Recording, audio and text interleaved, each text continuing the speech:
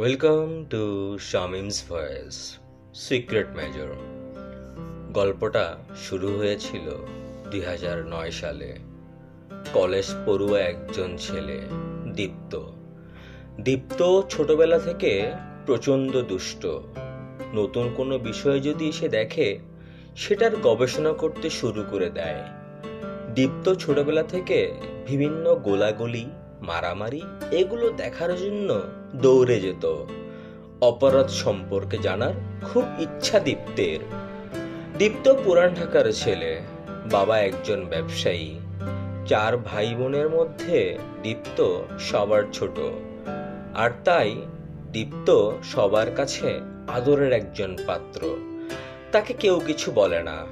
দীপ্ত class 5-এ পড়ে। তখন থেকেই তার অপরাধ দেখার এবং এই অপরাধ নিয়ে একা একা বসে চিন্তা করে।